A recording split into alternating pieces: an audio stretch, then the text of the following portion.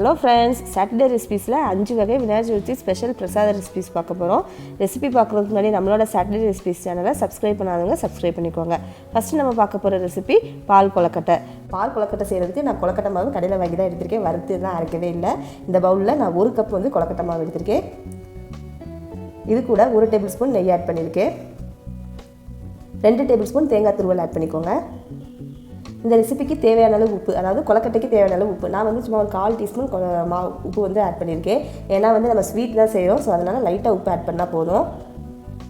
இதெல்லாம் ஆட் பண்ணதுக்கப்புறம் சுடுதண்ணி ஊற்றி அப்படியே இந்த மாவை வந்து பிசைஞ்சிக்கலாம். நான் ஸ்பூன் போட்டு நல்லா கிளறி விடுறேன். கொஞ்சம் கொஞ்சமாக தண்ணி ஆட் பண்ணிக்கோங்க, ரொம்ப வந்து தண்ணி ஆகிடக்கூடாது. அதனால் கொஞ்சம் கொஞ்சமாக தண்ணி ஆட் பண்ணி இந்த மாதிரி மிக்ஸ் பண்ணி விட்டுக்கோங்க.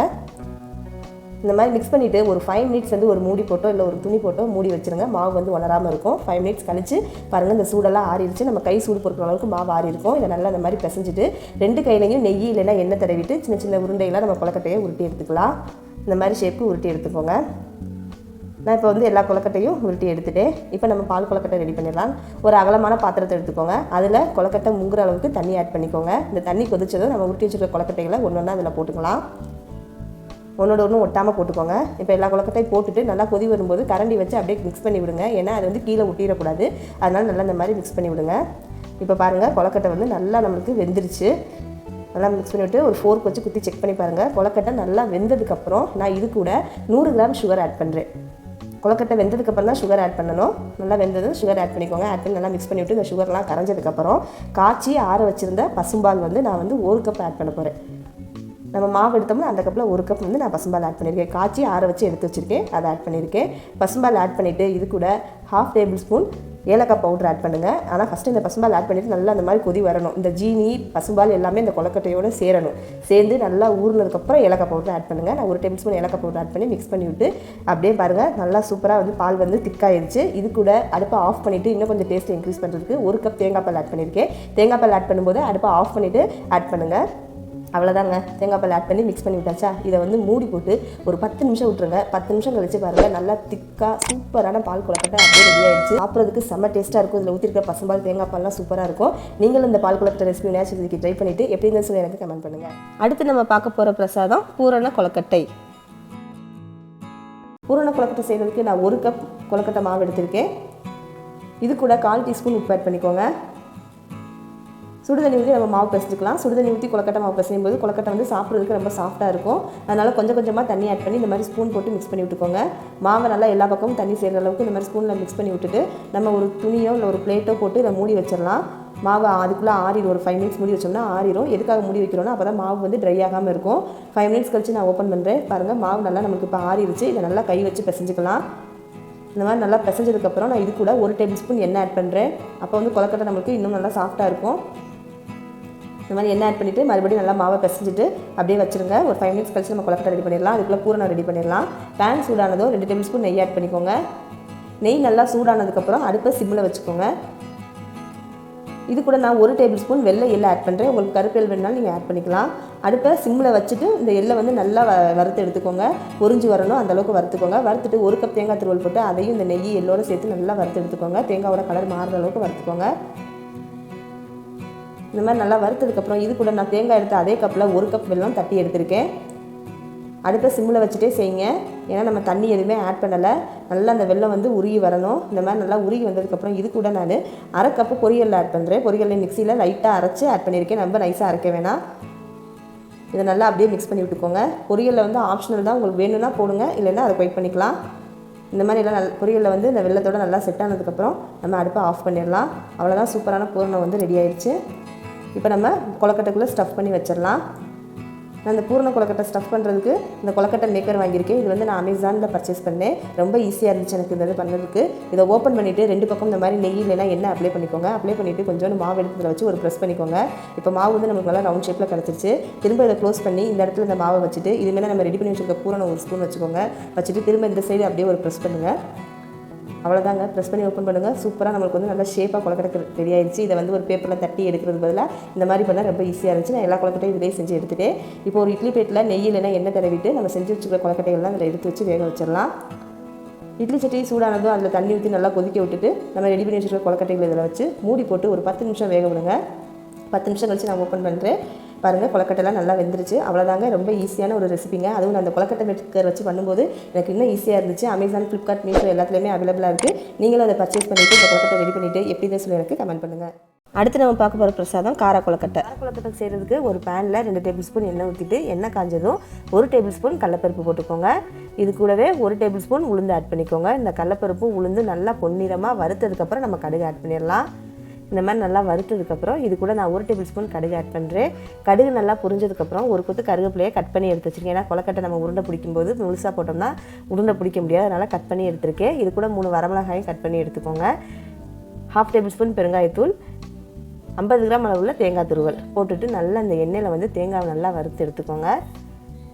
இந்த மாதிரி நல்லா வறுத்ததுக்கப்புறம் அடுப்பை ஆஃப் பண்ணிவிட்டு இதை ஆற வச்சிடலாம். இப்போ கொலக்கட்டை மாவு ரெடி பண்ணிடலாம். ஒரு பவுலில் 1 கப் கொலக்கட்டை மாவு எடுத்துக்கோங்க. இது கூட 1/4 டீஸ்பூன் உப்பு ஆட் பண்ணிவிட்டு சுடுதண்ணி ஊற்றி அப்படியே இந்த மாவை கொஞ்சம் கொஞ்சமாக தண்ணி ஊற்றி பிணைங்க. சுடுதண்ணி ஊற்றி கொலக்கட்டை மாவு செய்யும்போது தான் கொலக்கட்டை வந்து சாப்பிட்றதுக்கு சாஃப்டாக இருக்கும். அதனால் சுடுதண்ணி ஊற்றி மாவு பிணைங்க. இப்போ அப்படியே கொஞ்சம் கொஞ்சமாக கரண்டி போட்டு இந்த மாதிரி தண்ணி ஊற்றி நம்ம கிளறி விடும்போதே இந்த மாவு வந்து ஓரளவுக்கு வந்து நம்மளுக்கு ஆற ஆரம்பிச்சிரும். நல்லா இந்த மாதிரி மாவு போட தண்ணிலாம் சேர்கிற அளவுக்கு நல்லா பரட்டி விட்டுட்டு நம்ம ஆற வச்சுருக்கிற அந்த தேங்காய் துருவலை இதில் ஆட் பண்ணிடலாம். ஆட் பண்ணிவிட்டு அப்படியே இதை நல்லா பிணைஞ்சி விட்டிங்க அப்படின்னா அந்த தேங்காவோட வாசம் எல்லாமே இந்த மாவில் சேர்ந்து கொலக்கட்டை சூப்பராக கிடைக்கும். நல்லா இந்த மாதிரி பிசைஞ்சு எடுத்துக்கோங்க. நான் வந்து இன்றைக்கி கார கொலக்கட்டை நம்ம கொலக்கட்டை மாவுலாம் வாங்கும்போது இதெல்லாம் வந்து ஃப்ரீயாக கொடுப்பாங்க. மோதகம் பண்ணுறப்பல இது ஃப்ரீயாக கொடுப்பாங்க. இதை ஓப்பன் பண்ணிவிட்டு 2 பக்கம் நல்லா எண்ணெய் தடவிக்கோங்க. தடவிட்டு கொலக்கட்டை மாவு எடுத்து இதுக்குள்ளே வச்சு நல்லா ப்ரெஸ் பண்ணிக்கோங்க. நல்லா இந்த மாதிரி ப்ரெஸ் பண்ணி விட்டுக்கோங்க. உள்ளே எல்லா பக்கமும் மாவு வந்து போகும். அப்போ தான் ப்ரெஸ் பண்ணி விட்டு இதை அப்படியே ஓப்பன் பண்ணிங்கன்னா சூப்பரான ஷேப்பான ஒரு கொலக்கட்டை வந்து நம்மளுக்கு கிடச்சிருக்கும். பாருங்கள், நிறைய பேருக்கு இதை எப்படி யூஸ் பண்ணணும்னு தெரியாது. அதனால தான் நான் யூஸ் பண்ணி வீடியோ போட்டு காட்டியிருக்கேன். நீங்களும் இந்த மாதிரி யூஸ் பண்ணிக்கோங்க. அடுத்து கொஞ்சம் மாவு எடுத்து அப்படியே கையில் 2 கையில் எண்ணெய் தடவிட்டு இந்த மாதிரி உருண்டையாக பிடிச்சி எடுத்துக்கலாம். நான் 2 ஷேப்பில் கார கொலக்கட்டை ரெடி பண்ணியிருக்கேன். எல்லா மாவே உருண்டை பிடிச்சி எடுத்துகிட்டேன். இப்போ இட்லி சட்டியில் அடியில் தண்ணி ஊற்றி கொதிச்சதுக்கப்புறம் மேலே தட்டு வச்சு அதில் எண்ணெய் தடவிட்டு நம்ம பிடிச்சி வச்சுருக்க கொலக்கட்டைகள்லாம் அதில் வச்சு மூடி போட்டு ஒரு 10 நிமிஷம் வேக விட்டிங்க அப்படின்னா சூப்பராக கொலக்கட்டை வந்து வெந்துடும். 10 நிமிஷம் கழித்து நான் ஓப்பன் பண்ணுறேன். பாருங்கள், கொலக்கட்டை வந்து நல்லா குக் ஆகிடுச்சு. அவ்வளோதாங்க, ரொம்ப ஈஸியான ரெசிபிங்க.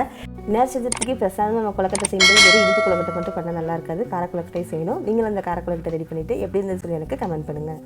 அடுத்து நம்ம பார்க்க போகிற பிரசாதம் பிள்ளையார்பட்டி மோதகம். பிள்ளையார்பட்டி மோதகம் செய்கிறதுக்கு நான் இந்த கப்பில் தான் மெஷர்மெண்ட் எடுத்திருக்கேன். இந்த கப்பில் 1 கப்பு பச்சரிசி பேன் சூடானதும் அடுப்பு சிம்மில் வச்சுட்டு ஆட் பண்ணிவிட்டு பொறுமையாக வறுத்துடுங்க. அரிசியோட கலர் வந்து நல்லா சேஞ்ச் ஆகணும். அந்தளவுக்கு நல்லா வறுத்துட்டு ஒரு பிளேட்டுக்கு மாற்றி எடுத்து வச்சுக்கலாம். அதே பேனில் நம்ம ஏற்கனவே அரிசி எடுத்த கப்லேயே 3/4 கப் பாசிப்பருப்பு எடுத்திருக்கேன். இதையும் நல்லா பொறுமையாக வறுத்துடுங்க. அடுப்பு சிம்மில் வச்சுட்டே வருங்க. பாசிப்பருப்போட கலர் வந்து இந்த மாதிரி சேஞ்ச் ஆகணும். இந்த அளவுக்கு நல்லா வறுத்ததுக்கப்புறம் இதையும் அதே பிளேட்டில் எடுத்து நல்லா ஆற வச்சுக்கலாம். இப்போ இந்த அரிசியும் பருப்பும் நல்லா ஆறினதுக்கப்புறம் ஒரு மிக்ஸி ஜாருக்கு மாற்றிட்டு இதை ரவை பக்குவத்துக்கு அரைச்செடுக்கணும். ரொம்ப நைஸாக அரைக்கக்கூடாது, ரவை பக்குவத்துக்கு அரைச்செடுக்கணும். பாருங்கள், நான் வந்து பாருங்கள் எப்படி நெருன்னு இருக்கா. இந்த மாதிரி பக்குவத்தில் நீங்கள் இதை அரைச்சி எடுத்துக்கோங்க. அடுத்து ஒரு குக்கரில் 2 டேபிள் ஸ்பூன் நெய் ஆட் பண்ணிக்கோங்க. இது கூட நம்ம அரைச்சி வச்சுருக்கிற அந்த மாவை ஆட் பண்ணிடலாம். ஆட் பண்ணிவிட்டு இந்த நெய்யோட நல்லா வறுத்து எடுத்துடலாம். இப்போயும் அடுப்பு சிம்மில் வச்சே வருங்க. நல்லா பொறுமையாக சிம்மில் வச்சு ஒரு 5 மினிட்ஸ் வந்து நல்லா அந்த நெய்யில் வறுத்து எடுத்திங்கன்னா சாப்பிட்றதுக்கு நல்லா வாசமாக இருக்கும். மோதகம் சாப்பிடும்போது இந்த மாதிரி வறுத்ததுக்கப்புறம் இந்த கப்பில் நம்ம 2 கப் 1 கப் அரிசி 1 கப் பருப்பு எடுத்தனால நான் 4 கப் தண்ணி ஆட் பண்ணுறேன். 4 கப் தண்ணி ஆட் பண்ணிவிட்டு நல்லா ஒரு கரண்டி போட்டு மிக்ஸ் பண்ணி விட்ருங்க. இதை இந்த மாதிரி மிக்ஸ் பண்ணிவிட்டு மூடி போட்டு 2 விசில் வச்சிடுங்க. இப்போ 2 விசில் வந்துருச்சு. விசில் ப்ரெஷர்லாம் இறங்கட்டும். அதுக்குள்ளே நம்ம வெள்ளைப்பாகு காய்ச்சிடலாம். ஒரு பேனில் நான் 2 கப் வெல்லம் எடுத்திருக்கேன். தட்டி எடுத்துக்கோங்க. இந்த கப்பில் அரிசி பருப்பு 2 கப் எடுத்தனால நான் 2 கப் வெல்லம் எடுத்துகிட்டு 1 கப் தண்ணி ஆட் பண்ணியிருக்கேன். ஆட் பண்ணிவிட்டு இந்த வெல்லத்தை எல்லாத்தையும் உருக வச்சுருங்க. பாகுப்பதம் வரணும்னு தேவையில்லை. வெல்லம் எல்லாம் கரைஞ்சா போதும். தண்ணி கம்மியாக ஊற்றிக்கலாம். இது கூட நான் ஒரு 3 ஏலக்காய் ஆட் பண்ணியிருக்கேன். ஆட் பண்ணிவிட்டு நல்லா அதை மிக்ஸ் பண்ணி விடுங்க. இப்போ இதில் இருக்க வெல்லம் எல்லாம் கரைஞ்சி நம்மளுக்கு பாகு வந்து ரெடி ஆயிடுச்சு. இந்த மாதிரி ஸ்டேஜில் அதை மிக்ஸ் பண்ணி விட்டு அடுப்பு ஆஃப் பண்ணி எடுத்து வச்சிடலாம். இப்போ குக்கர்லேயும் ப்ரெஷர்லாம் இறங்கிருச்சு. நம்ம குக்கர் ஓப்பன் பண்ணலாம். பாருங்கள், பருப்பு அரிசி எல்லாமே நல்லா வெந்து நம்மளுக்கு கிடச்சிருக்கு. இந்த பக்குவத்துக்கு வந்து இது வெந்திருக்கணும். இப்போ இது எல்லாத்தையும் கரண்டி போட்டு நல்லா மிக்ஸ் பண்ணி விடுங்க.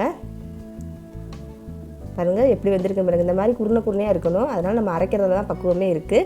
மிக்ஸ் பண்ணி விட்டு நம்ம எடுத்து வச்சுருக்க வெள்ளைப்பாக ஒரு ஜல்லடை வச்சு வடிகட்டி எடுத்துக்கலாம். இது கூட நான் 1 கப் தேங்காய் துருவல் ஆட் பண்ணியிருக்கேன். 1/2 டேபிள் ஸ்பூன் ஏலக்காய் தூள் ஆட் பண்ணிவிட்டு நல்லா மிக்ஸ் பண்ணி விடுங்க. இந்த வெள்ளைப்பாகு வந்து எல்லாத்தோடய சேரணும். அந்தளவுக்கு நல்லா மிக்ஸ் பண்ணி விடுங்க. இந்த மாதிரி நல்லா மிக்ஸ் பண்ணி விட்டு இது கூட நான் 2 டேபிள் ஸ்பூன் நெய் ஆட் பண்ணுறேன். நெய்யை நான் உருக்கி ஆட் பண்ணியிருக்கேன். நல்லா வாசமாக இருக்கும். இதை நல்லா அப்படியே மிக்ஸ் பண்ணி விட்ருங்க. மிக்ஸ் பண்ணி விட்டு இப்போ இது நல்லா நம்மளுக்கு ஆறணும். ஆறினா தான் நம்மளால் இதை வந்து கொழுக்கட்டை பிடிக்க முடியும். அதனால் ஒரு பிளேட்டுக்கு அகலமான பிளேட்டுக்கு மாற்றி ஆற வச்சோம்னா ஒரு 10 to 15 மினிட்ஸில் இது வந்து ஆறிடும். பாருங்கள் ஆறி எப்படி நம்மளுக்கு உதிரி உதிரியாக கிடச்சிருக்கு, எவ்வளோ கொலன்னு இருந்தது. இப்போ பாருங்கள் நம்மளுக்கு கொழுக்கட்டை மாவு பிடிக்கிற பக்குவத்துக்கு இது வந்து வந்துருச்சு. கொழுக்கட்டை மாவு வாங்கும்போது நம்மளுக்கு கடையில் இதோட இந்த அச்சு வந்து ஃப்ரீயாக கொடுப்பாங்க. ஃபஸ்ட்டு இதில் நம்ம ரெடி பண்ணிக்கலாம். இது ஓப்பன் பண்ணிவிட்டு 2 பக்கமும் நெய் இல்லைனா எண்ணெய் தடவிக்கோங்க. தடவிட்டு நம்ம ரெடி பண்ணி வச்சுருக்கிற மோதகத்தை அப்படியே போட்டு உள்ளே வச்சு அமைக்கிக்கோங்க. நல்லா மேலே வரைக்கும் ப்ரெஸ் பண்ணிவிட்டு இதை ஓப்பன் பண்ணிங்கன்னா சூப்பரான ஷேப்பில் கொழுக்கட்டை வந்து நமக்கு கிடச்சிருக்கு பாருங்கள். அதுக்கடுத்து கொஞ்சோண்டு மாவு எடுத்துக்கோங்க. 2 கையில் எண்ணெய் தடவி உருண்டையாக உருட்டி எடுத்துக்கோங்க. நான் 2 ஷேப்பில் இன்றைக்கி மோதகம் பண்ணி எடுத்திருக்கேன். இந்த மாதிரி நான் எல்லா மாவுமே பண்ணி எடுத்துகிட்டேன். அடுத்து ஒரு இட்லி பாத்திரத்தில் எண்ணெய் இல்லை நெய் தடவிக்கோங்க. தடவிட்டு நம்ம ரெடி பண்ணி வச்சுருக்கிற மோதகம் எல்லாத்தையும் இதில் வச்சு மூடி போட்டு ஒரு 10 நிமிஷம் வேக விடுங்க. 10 நிமிஷம் கழித்து நான் ஓப்பன் பண்ணுறேன். பாருங்கள் ரொம்ப ஈஸியான டேஸ்டியான பிள்ளையார்பட்டி மோதகம் ரெடி ஆயிடுச்சு. இந்த ரெசிபி செய்கிறதுக்கு கொஞ்சம் டைம் எடுக்கும், ஆனால் செம்ம டேஸ்டியாக இருக்குங்க. நீங்களும் இந்த பிள்ளையார்பட்டி மோதகம் ரெடி பண்ணிவிட்டு எப்படி இருந்ததுன்னு சொல்லி எனக்கு கமெண்ட் பண்ணுங்கள். நம்ம பார்க்க போகிற பிரசாதம் அவல் பாயாசம். அவல் பாயாசம் பண்ணுறதுக்கு ஒரு பேனில் 2 டேபிள் ஸ்பூன் நெய் ஊற்றிட்டு அடுப்பை சிம்மில் வச்சுட்டு 25 கிராம் முந்திரி பருப்பு உடச்சி இதில் அப்படியே நல்லா பொறுமையாக வறுத்து எடுத்துக்கோங்க. முந்திரி பருப்போட கலர் மாறுற அளவுக்கு நல்லா வறுத்ததுக்கப்புறம் இது கூட நான் 1/4 கிலோ வெள்ளை அவல் ஆட் பண்ணுறேன். உங்களுக்கு சிவப்பு அவல் வேணுனாலும் நீங்கள் ஆட் பண்ணிக்கோங்க. அடுப்பை சிம்மில் வச்சுட்டு இந்த அவளையும் இந்த முந்திரி நெய்யோடு சேர்த்து நல்லா பொரிஞ்சு வர அளவுக்கு வறுத்து எடுத்துக்கோங்க. இந்த மாதிரி நல்லா வறுத்ததுக்கப்புறம் இது கூட நான் காய்ச்சி ஆற வச்ச பால் வந்து 1/2 லிட்டர் ஆட் பண்ணுறேன். பாலில் தண்ணி எதுவுமே ஆட் பண்ணாமல் காய்ச்சி எடுத்துக்கோங்க. இப்போ இந்த பால் ஆட் பண்ணி நல்லா மிக்ஸ் பண்ணி விட்டு இந்த அவல் வந்து பாலோட சேர்ந்து வெந்து வரணும். தொட்டு பார்க்கறதுக்கே நல்லா சாஃப்டாக இருக்கணும். இந்த மாதிரி மீடியம் ஃப்ளேமில் வச்சு கொதிக்க விட்டுருங்க. இந்த பாருங்கள் இப்போ அவல் வந்து நல்லா வெந்து நமக்கு திக்கான கன்சிஸ்டன்சியில் கிடச்சிரும். இந்த மாதிரி வந்ததுக்கப்புறம் இதுக்குள்ள 1/2 டேபிள் ஸ்பூன் ஏலக்காய் தூள் போட்டு மிக்ஸ் பண்ணி விட்டு அடுப்பை ஆஃப் பண்ணிவிட்டு 200 கிராம் சுகர் நான் ஆட் பண்ண போகிறேன். உங்களுக்கு நாட்டு சக்கரை வேணும்னா நீங்கள் நாட்டு சக்கரை ஆட் பண்ணிக்கோங்க. நான் 200 கிராம் சுகர் ஆட் பண்ணிவிட்டு அப்படியே அதை நல்லா மிக்ஸ் பண்ணி விட்டு ஒரு 5 மினிட்ஸ் விட்டிங்க அப்படின்னா இந்த பாயாசம் வந்து கொஞ்சம் நம்மளுக்கு தண்ணியாக கிடச்சிரும். பாருங்கள் 5 மினிட்ஸ் கழித்து நான் பார்க்குறேன் எவ்வளோ நம்மளுக்கு நல்லா கொள்ளாயிடாக பாயாசம் கன்சிஸ்டன்சி கிடச்சிருச்சு. நீங்களும் இந்த அவல் பாயாசம் ரெசிபி ட்ரை பண்ணிவிட்டு எப்படி இருந்ததுன்னு சொல்லி கமெண்ட் பண்ணுங்கள். அவ்வளோதாங்க 5 வகை பிரசாத ரெசிபி செஞ்சாச்சு. விநாயகர் சதுர்த்திக்கு நீங்களும் ட்ரை பண்ணிவிட்டு எப்படி இருந்ததுன்னு சொல்லி எனக்கு கமெண்ட் பண்ணுங்கள். அப்படியே நம்மளோட சேனலையும் சப்ஸ்கிரைப் பண்ணிடுங்க.